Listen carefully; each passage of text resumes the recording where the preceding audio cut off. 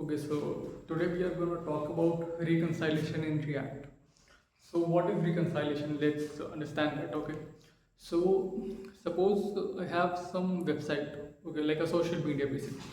Now, imagine like on Instagram, when you like a post, okay, so every time you like a post, the whole application is not refreshed or re-rendered, right?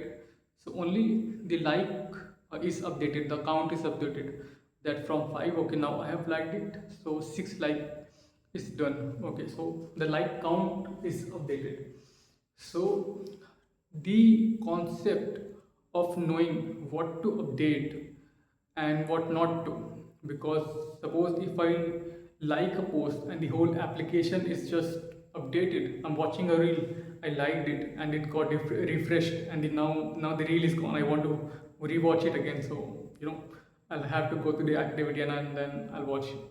So that's a big trouble, and you might just lose your favorite content just because you liked it or something like that, because the whole page was refreshed.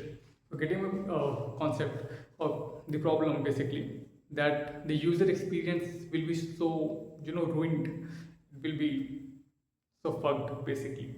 So yeah, so every time you like a post, you comment on something, only that particular component should be updated, the like count should be updated, the comment count and the content of the comment should be updated. That's it, nothing else. So that is the concept of reconciliation. Now, how do we know what has to be updated?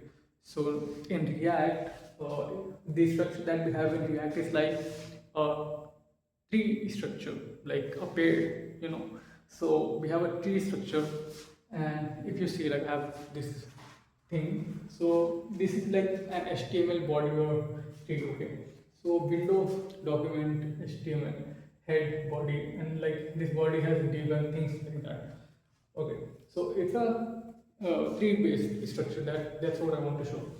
So now you must have heard of document object model. If you're doing React, so you must have done JavaScript, right? So we know document object model. Now most people, they don't know is what exactly a document object model is.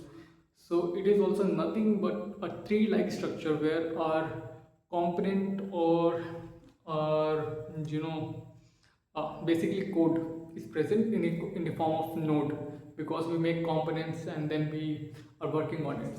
So suppose okay, let's suppose I have this real DOM. Let's just take DOM for now, okay, not just real or something like that. Let's just take DOM. So this here is my DOM, and this node here. Now I told you that it is a tree structure. So a tree has nodes in data structure. So this node here is a div. Okay, it is a div.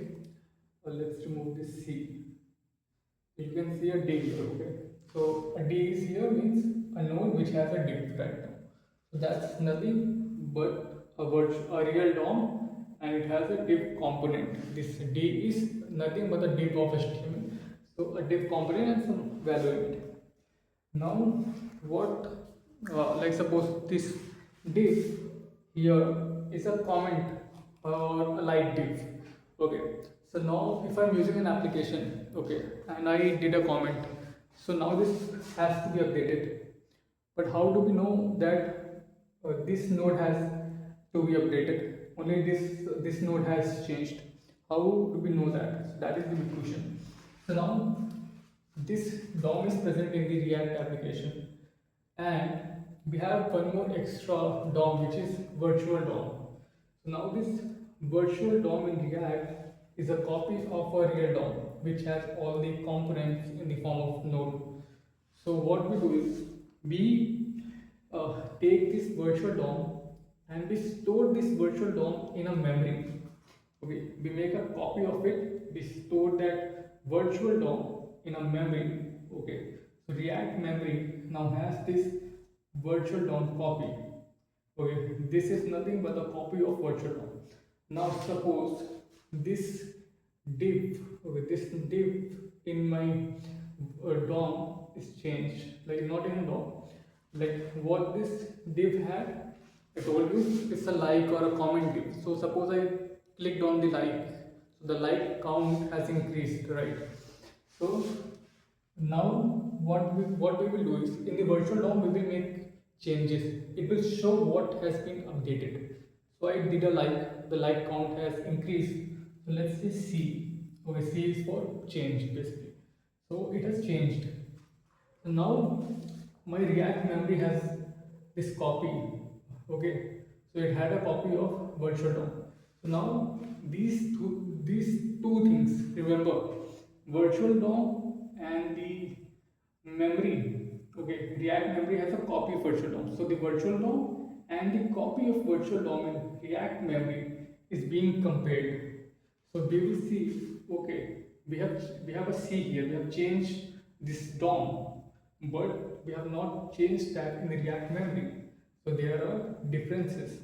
So that's how we will know. Okay, we have to change this node. Okay, so once we understand that we have to change this node, then we will change this node in the real DOM. Okay, so now the real DOM has changed. It has updated only this node component, only the like component, and the whole other nodes in the application, the whole other component has not been rendered or refreshed. Only the change is refreshed. And once it is done, then now this virtual DOM is changed, is updated. Now everything is equal, right? So we will take a snapshot. We will take this new updated virtual DOM in the React memory. So now React memory virtual DOM is also updated. Okay. So now this is like a previous state. Okay. Previous state of virtual DOM. Okay, cool. So yeah, it's a previous state. Now again, suppose this node is changed.